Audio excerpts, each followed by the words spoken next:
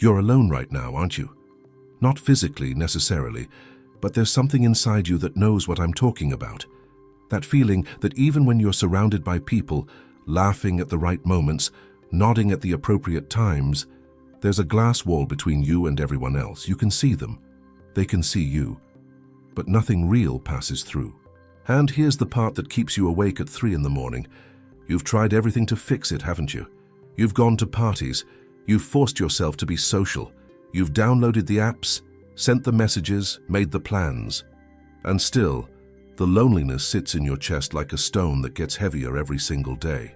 What if I told you that the reason you can't escape it is because you're fighting the wrong enemy? What if the loneliness you feel isn't the problem at all, but a symptom of something much deeper, something that a 12th century mystic named Ibn Arabi understood better than any modern psychologist ever could? This isn't going to be a comforting video. I'm not here to tell you that loneliness is just a phase, that connection is just one conversation away, or that you simply need to love yourself more. Those are lies we tell ourselves to avoid looking at the real horror. That you are alone because you believe you are separate, and that belief is the cage you've been living in your entire life without even knowing it. Ibn Arabi called it the illusion of separation. We'll get to what that means. But first, you need to understand why you're watching this video. It's not because you want to feel better. It's because some part of you, buried deep beneath all the coping mechanisms and distractions, knows that something fundamental is broken in how you experience reality. The loneliness isn't about not having friends. It's about feeling like you're trapped inside yourself, looking out at a world that exists behind a pane of glass, forever out of reach. And the truly disturbing part, the more you try to connect, the more isolated you become. It's a loop and you're stuck in it. So let me ask you directly, are you ready to look at why? Because once you see it, you can't unsee it. The modern world has diagnosed loneliness as a behavioral epidemic. The statistics are everywhere. Technology has fragmented us. Social media has replaced authentic connection with curated performance. We work from home, scroll alone, sleep alone, and wake up to the glow of screens that promise connection but deliver only the simulation of it.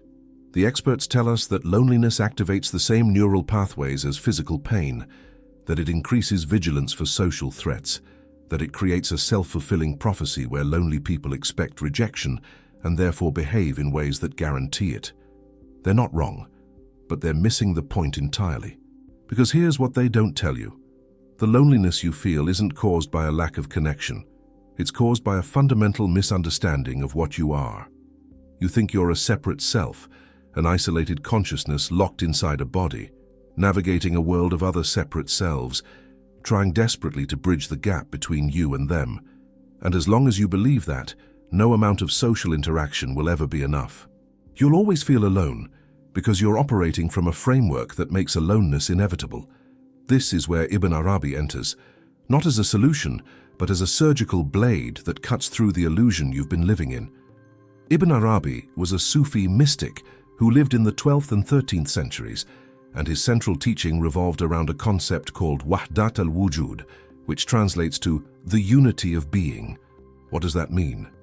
It means that there is only one existence, one reality, one being, and everything you perceive as separate, including yourself, is a manifestation of that single unified reality. You are not separate from the world. You are not separate from other people. You are not even separate from God. The separation you feel is not real. It's a perceptual error, a trick of consciousness, a veil that hides the truth of what you actually are. Now, before you dismiss this as mystical nonsense, consider this. Neuroscience has shown that loneliness creates cognitive biases that distort how you perceive social reality. When you're lonely, your brain becomes hypervigilant for threats. You interpret neutral social cues as rejection. You remember negative interactions more vividly than positive ones. You expect people to hurt you, and so you unconsciously push them away, which confirms your belief that you are alone, which makes you more vigilant, which distorts your perception even further. It's a closed loop, a prison built by your own mind. Ibn Arabi would say that this prison is the ego, the illusion of the separate self. And the loneliness you feel is not a bug in the system. It's the system itself, screaming at you that something is wrong. The pain of loneliness is not a punishment. It's a signal. It's your soul's way of telling you that the framework you're using to understand reality is false. But here's where it gets darker. You can't think your way out of this. You can't reason your way into connection. Because the problem isn't that you lack social skills or that you haven't found the right people. The problem is that you are fundamentally oriented toward the world in a way that makes real connection impossible. You are living as if you are separate, and that orientation colors every interaction, every relationship, every moment of your life. Even when you're with people you love, there's a part of you that remains untouched, unreached, isolated.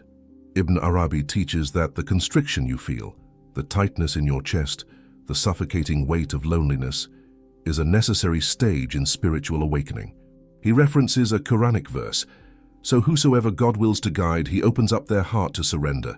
But whosoever he wills to lead astray, he makes their heart constricted and weighted down, as if they were climbing up into the sky." The constriction is not random. It's purposeful. The heart must be constricted before it can be opened. The pain must be felt before it can be transformed. And the loneliness you experience is not an obstacle to awakening. It is the doorway. But you have to walk through it. And that's the part that no one wants to hear. Walking through it means confronting the fact that the self you think you are is a construction. It's a story you've been telling yourself for so long that you've mistaken it for reality. You have a name, a history, a set of preferences, a collection of memories. You call this me. And you believe that this me is separate from everything else. But Ibn Arabi would ask, who is aware of this me? Who is the one observing the thoughts, the feelings, the sensations? If you can observe your thoughts, then you are not your thoughts. If you can observe your emotions, then you are not your emotions. If you can observe the feeling of loneliness, then you are not the loneliness. So what are you? This is the question that will crack you open if you let it. Because if you're not the thoughts, not the emotions, not the body, not the story, then what remains? Ibn Arabi would say, wujud, being itself, existence itself. The same existence that animates the person sitting across from you, the tree outside your window, the breath moving through your lungs. There is only one existence, one reality, appearing in infinite forms. And the form you call me is not separate from the form you call them. The separation is a perceptual illusion. Now I know what you're thinking. This sounds abstract, philosophical, disconnected from the raw, visceral pain of loneliness. But stay with me, because this is where it gets practical and unbearably confronting. If the separation is an illusion, then the loneliness you feel is your soul's response to living inside that illusion. It's a symptom of existential displacement. You are a wave that has forgotten it is the ocean, trying desperately to connect with other waves, not realizing that you are already, always, fundamentally connected at the deepest level. The loneliness is not telling you that you need more friends. It's telling you that you need to remember what you are. But here's the trap, and this is where most people get stuck. You cannot remember what you are by thinking about it. You cannot read enough philosophy, watch enough videos, or attend enough retreats to think your way into unity consciousness. Because the very act of thinking reinforces the illusion of separation. Thinking requires a subject and an object, a thinker and a thought, a me observing the world, and as long as you remain in that structure, the loneliness will persist. So what's the alternative? Ibn Arabi practiced something called khalwa, or spiritual seclusion. But khalwa is not what you think. It's not about physically isolating yourself. It's about withdrawing from the mental noise that keeps you trapped in the illusion of separation. It's about cultivating a kind of inner silence where the boundaries between self and other begin to dissolve. Ibn Arabi himself went into retreat as a young man and experienced a profound spiritual opening, a direct encounter with the unity of being that shattered his sense of separateness. But here's the paradox. True seclusion is not about being alone. Ibn Arabi says, "From whom dost thou flee when there is naught in existence but he?" If there is only one reality, only one existence, then there is nowhere to retreat to. You cannot escape the world because the world is not separate from you. The retreat is not a physical place, it's a shift in perception. It's learning to see that the walls of the room, the words of other people, the circumstances of your life, all of it is a manifestation of the same unified reality that you are. And this is where the loneliness begins to crack open. Because if you are not separate from the world, then loneliness is not a state of being, it's a state of forgetting. You feel alone because you've forgotten that you are everything. You've identified with the form, the body, the story, the separate self, and that identification is the source of all suffering. Ibn Arabi teaches that when you remember the unity of being, the loneliness doesn't disappear. It reveals itself to have been an illusion all along. But let me be clear, this is not about positive thinking. This is not about convincing yourself that you're connected when you still feel isolated. This is about something much more radical and much more terrifying. It's about the dissolution of the self. It's about the death of the me that you've been clinging to your entire life. And that death is not metaphorical, it's experiential. It's the felt sense of the boundaries of your identity collapsing, of the distinction between inside and outside dissolving, of the loneliness revealing itself as the last defense mechanism of an ego that is desperately trying to maintain the illusion of separateness. This is why you can't stop the loneliness. Because you are the loneliness. The separate self, the me, is the loneliness. And as long as you cling to that self, the loneliness will cling to you. Now here's where modern psychology starts to converge with Ibn Arabi's mysticism in a way that should disturb you. Research shows that loneliness creates a self-reinforcing loop. When you feel lonely, your brain becomes hypervigilant for social threats. This hypervigilance causes you to interpret ambiguous social cues as negative. You expect rejection, so you behave in ways that are defensive, withdrawn, or overly needy. Other people pick up on these behaviors and respond accordingly, often with discomfort or distance.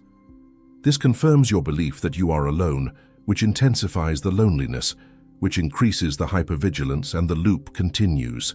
But here's the key. The loop is sustained by the belief in a separate self. The hypervigilance is not just about social threats. It's about the existential threat of not belonging. Because if you are a separate self, then your survival depends on being accepted by the group. Rejection is not just painful, it's dangerous. Your nervous system is wired to avoid it at all costs. But the irony is that the more you try to avoid rejection, the more you create the conditions for it. The fear of aloneness becomes the cause of aloneness. Ibn Arabi would say that this entire dynamic is based on a false premise, the premise that you are separate. If you are not separate, then there is no one to reject you. There is no you standing apart from them. There is only the play of existence manifesting in different forms, none of which are truly separate from each other. The fear of rejection is the ego's fear of its own dissolution, and the loneliness is the ego's way of maintaining its existence. Because as long as you feel lonely, you confirm that you are a separate self. The loneliness becomes proof of your identity. This is the hidden truth that Ibn Arabi saw and that modern psychology is beginning to glimpse. Loneliness is not the absence of connection. It's the presence of a false identity. You are not lonely because you lack relationships. You are lonely because you are living as a character in a story that you've mistaken for reality. And the moment you see that, the moment you recognize the story as a story, the loneliness loses its grip. But seeing it is not easy. It requires a level of honesty that most people are not willing to bring to their lives. It requires looking at the ways you've constructed your identity, the ways you've built walls to protect yourself, the ways you've curated a version of yourself that you present to the world in the hope of being loved, accepted, seen.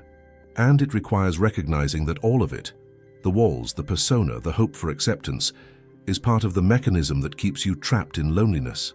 Ibn Arabi speaks of the emptiness of heart, not emptiness in the sense of lacking something, but emptiness in the sense of being free from the clutter of false identities, false desires, false separations. A heart that is empty of otherness is filled with God, he says, because it has the largeness and generosity to receive reality in whatever form it reveals itself. This is the paradox. You become full by becoming empty. You find connection by releasing the self that seeks connection. But here's the question you need to ask yourself.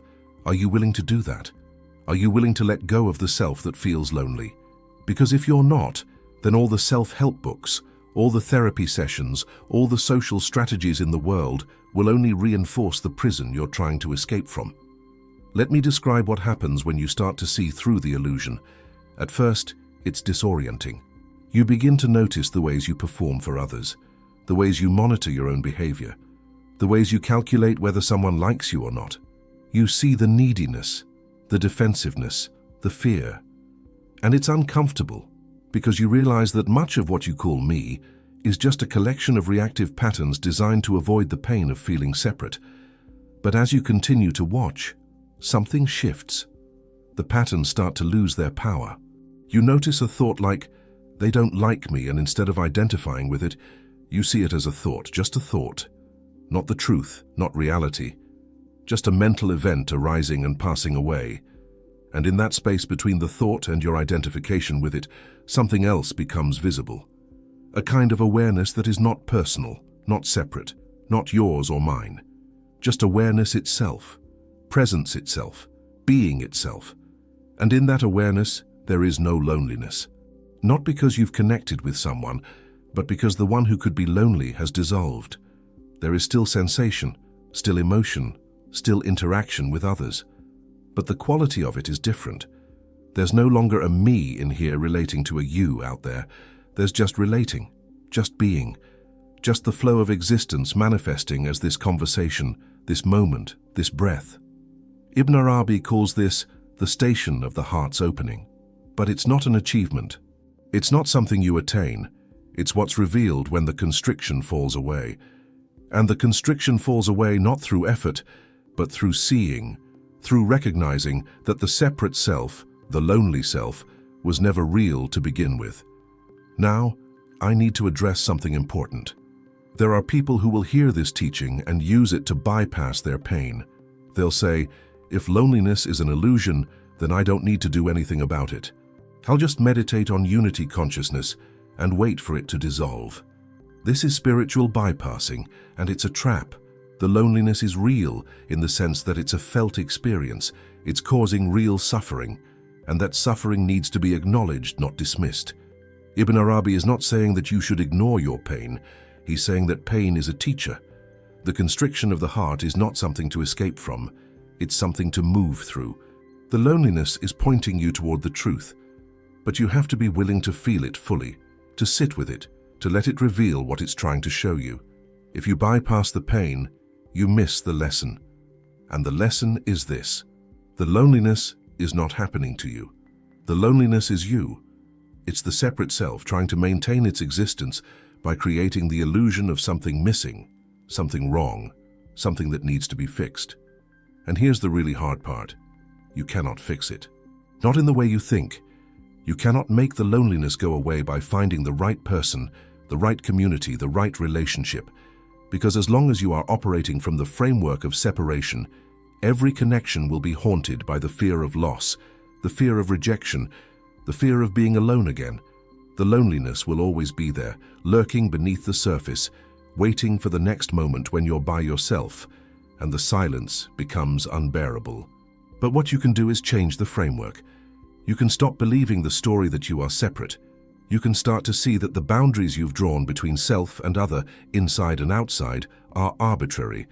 They're useful for navigating the world, but they're not ultimately real. And when you see that, when you really see it, the loneliness doesn't disappear. It transforms. It reveals itself as the deepest form of intimacy. Because if there is no separation, then you are always already connected to everything. You are never alone because there is no you to be alone. This is what Ibn Arabi means when he says, "How can I be alone when he is always present with me?" It's not a theological statement, it's an experiential reality. When the illusion of separation dissolves, what remains is presence. Not your presence or God's presence, but presence itself. And in that presence there is no loneliness, because there is no one separate from the presence to be lonely. But getting there requires a kind of courage that most people don't have. It requires the willingness to let go of everything you've been using to define yourself. Your stories, your wounds, your identity, as someone who is lonely, someone who is misunderstood, someone who doesn't belong. All of it has to be released. Not because it's bad or wrong, but because it's not who you are. It's a costume you've been wearing for so long that you've forgotten you can take it off. And when you take it off, what you find is not a better version of yourself. What you find is the absence of yourself, the space where the separate self used to be. And that space is not empty in the sense of lacking something. It's empty in the sense of being free. Free from the need to be seen, the need to be accepted, the need to be loved. Not because you've transcended those needs, but because you've seen through the one who had the needs in the first place. This is the ultimate teaching of Ibn Arabi, and it's the reason why you can't stop the loneliness through conventional means. The loneliness is not a problem to be solved. It's a pointer to the illusion you've been living in.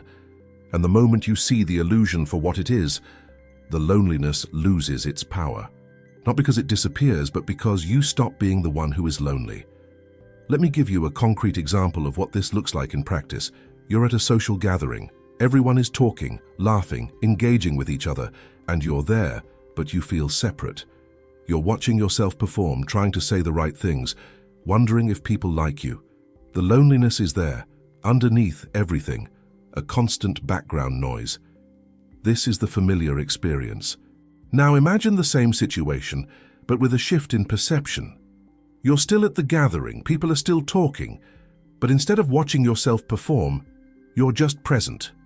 There's no you monitoring the interaction. There's just interaction. Someone laughs and the laughter moves through you. Someone speaks and the words are heard, but there's no one separate from the hearing. The boundaries between inside and outside have softened. You're not trying to connect because there's no separation to bridge. You're not trying to be seen because there's no separate self that needs validation. There's just presence, flowing through every interaction, every moment, every breath. This is not a mystical state.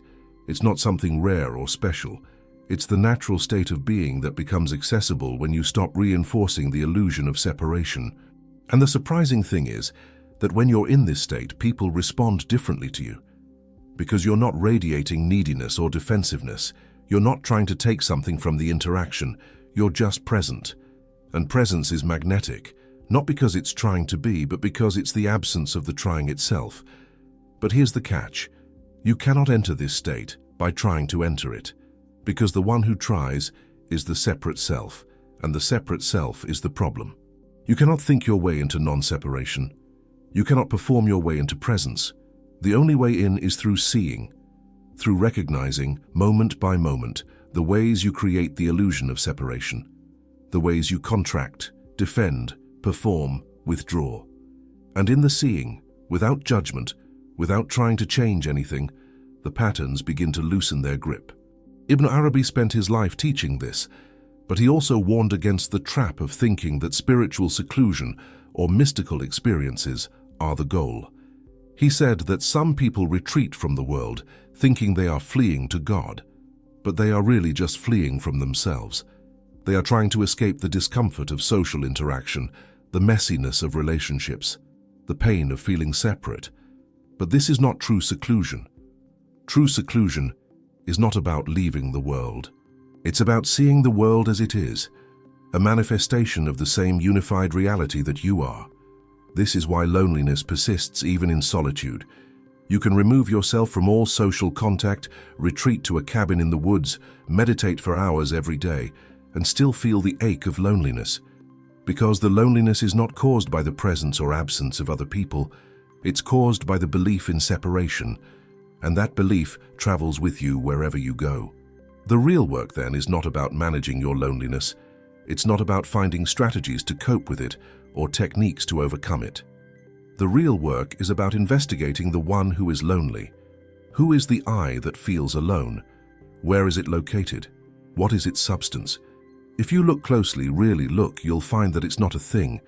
It's a thought, a feeling, a sensation, a collection of mental and emotional patterns that arise and pass away. And none of it is solid. None of it is permanent. None of it is you. This investigation is not comfortable. It's not meant to be, because what you're investigating is the very foundation of your identity, the core belief that has structured your entire experience of life. And when you pull at that thread, everything starts to unravel. The stories you've told yourself about who you are, why you're lonely, what's wrong with you, what needs to change. all of it begins to fall apart. And that falling apart is not a breakdown, it's a breakthrough. It's the constriction before the opening. It's the darkness before the dawn.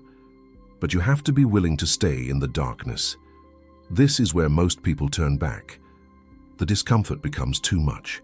The uncertainty is too destabilizing. The absence of the familiar self is too frightening. So they grab onto something, a new identity, a new relationship, a new project, anything to avoid the void. But the void is not the enemy. The void is the doorway. It's the space where the separate self dissolves and what remains is the unity of being. Ibn Arabi knew this. He lived it. And he wrote about it in ways that are both beautiful and uncompromising. He didn't offer comfort. He offered truth. And the truth is that you will never escape loneliness by remaining who you think you are. You will only escape loneliness by ceasing to be a separate self altogether. And that ceasing is not a loss, it's a liberation. It's the end of the illusion and the beginning of reality. So where does this leave you? If loneliness is the symptom of believing you are separate, and if the only way out is to see through that belief, then what do you actually do? How do you live in a world that constantly reinforces the illusion of separation? How do you navigate relationships, work, social interactions when you're trying to hold on to this slippery understanding that separation is not real? The answer is, you don't do it. You let it do you. You stop trying to manage your experience, and you start letting experience reveal itself. You stop trying to fix the loneliness, and you start letting the loneliness show you where you're still clinging to the separate self. Every time you feel the ache of isolation, instead of reaching for distraction or connection, you pause, you feel it. You let it be there. And you ask, who is feeling this? Where is the boundary between the loneliness and the one who is lonely? And in that inquiry, something shifts. Not because you're doing it right, but because you're no longer doing it at all. You're simply being with what is. This is not a practice, it's a way of being. And it doesn't look like anything special from the outside. You still go to work. You still interact with people. You still have preferences and make choices. But the quality of your experience is fundamentally different. There's less contraction, less defensiveness, less fear. Not because you've overcome those things, but because you've stopped identifying with them. They still arise, but they're not you. They're just weather patterns moving through the space of awareness that you are. And gradually, over time, the loneliness begins to change. It doesn't disappear, but it stops being a problem. It becomes just another sensation, arising and passing like everything else. And in that allowing, in that non-resistance, something else emerges. A kind of peace that is not dependent on circumstances. A kind of fullness that is not based on having or achieving anything. A kind of connection that is not about relationships, but about the recognition that you are not and have never been separate from anything. This is what Ibn Arabi means by the unity of being. It's not a philosophical concept. It's a lived reality. And it's available to you right now in this moment if you're willing to stop believing the story that you are separate, if you're willing to let the loneliness crack you open instead of trying to seal yourself shut, if you're willing to die to who you think you are so that what you actually are can be revealed. But let me be brutally honest with you. Most people will not do this.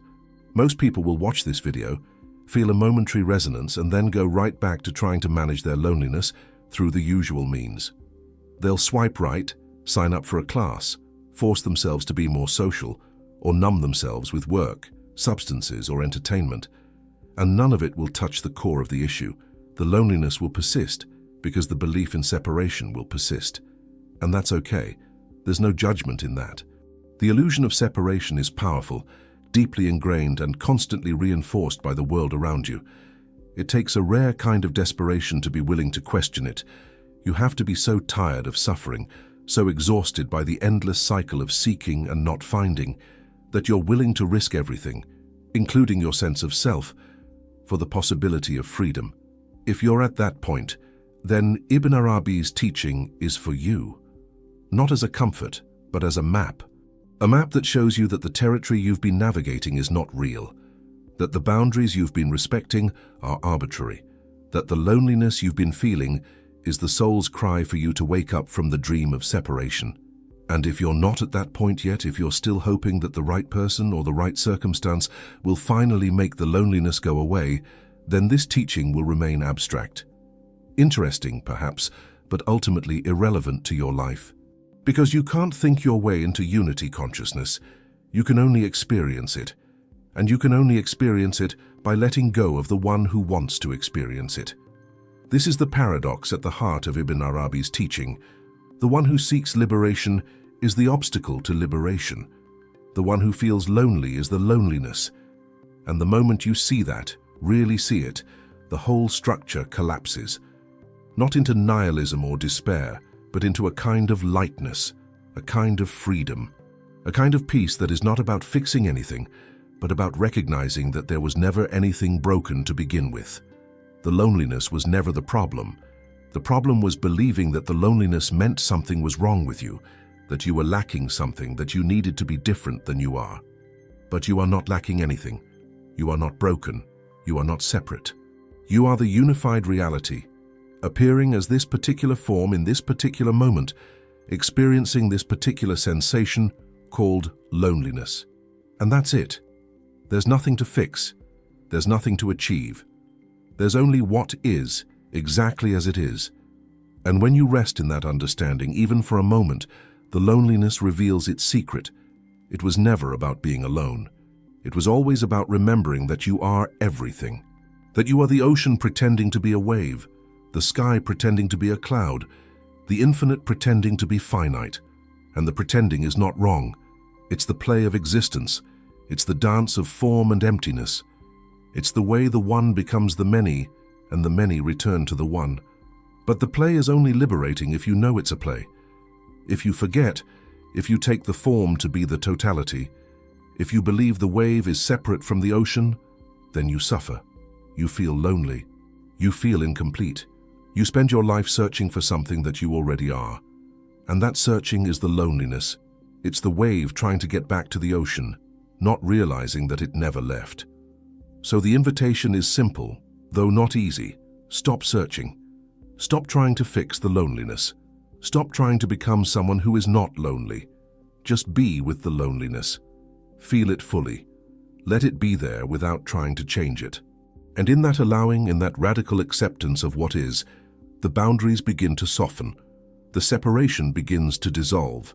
And what remains is not a lonely self, but the pure presence of being itself.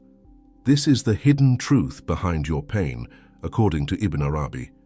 The pain is not random, it's not punishment, it's not evidence that something is wrong with you.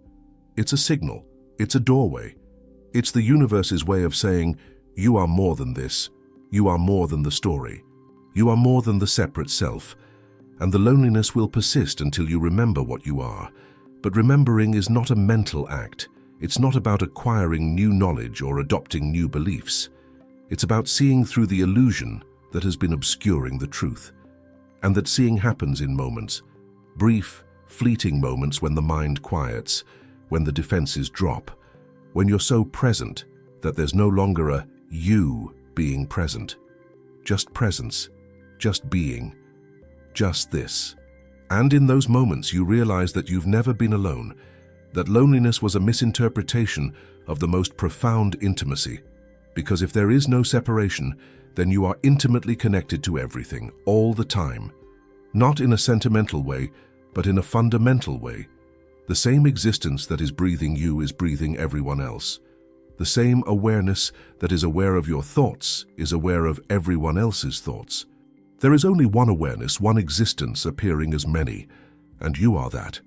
Not the personal you, the character with a name and a history, but the awareness that is reading these words right now. That awareness is not lonely. It cannot be lonely, because there is nothing separate from it to be lonely for. It is complete, whole, undivided, and it is what you are. Not in addition to being a person, but prior to being a person. The person is a manifestation of the awareness, not the other way around. And when you recognize that, when you rest as that, the loneliness doesn't make sense anymore. It's like trying to find darkness with a flashlight. The very act of looking illuminates the space where darkness seemed to be. This is the shift that Ibn Arabi is pointing to. And it's available to you, not someday in the future after you've done enough spiritual practice or healed enough wounds, but right now. Because what you are is already whole. What you are is already connected. What you are is already free. The loneliness is just the forgetting. And the remembering is just a matter of seeing what has always been true. So I'll leave you with this. The next time you feel the ache of loneliness, don't run from it. Don't try to fix it. Don't distract yourself. Just stop. Feel it. Let it be there in all its rawness. And ask yourself, who is lonely? Where is the boundary between the loneliness and the one feeling it? Can you find a separate self? Or is there just the experience of loneliness arising in the space of awareness? And if you stay with that inquiry, if you let it take you all the way down, you might find that the loneliness is not what you thought it was. You might find that it's not a lack of connection, but the deepest form of connection disguised as separation. You might find that the pain you've been running from is actually the doorway to what you've been seeking all along. Not happiness, not comfort, not the end of pain, but the truth. The truth that you are not separate, that you have never been separate, that the loneliness was just a dream you were having while the ocean pretended to be a wave. And the waking up is not about becoming something new. It's about recognizing what you've always been. This is why you can't stop the loneliness. Because the one trying to stop it is the loneliness. And the moment you see that, the game is over. Not because you've won, but because you realize there was never a game to begin with. There is only this. Only now. Only the infinite appearing as the finite. The eternal appearing as the temporary. The whole appearing as the part. And you are not the part. You are the whole, pretending to be the part, so convincingly that you forgot. But now you know. And the knowing changes everything. Not because your circumstances change, but because you are no longer the one to whom circumstances happen. You are the space in which everything happens, and that space is never lonely because there is nothing outside of it to be separate from. This is the hidden truth. This is what Ibn Arabi saw, and this is what the loneliness has been trying to show you all along.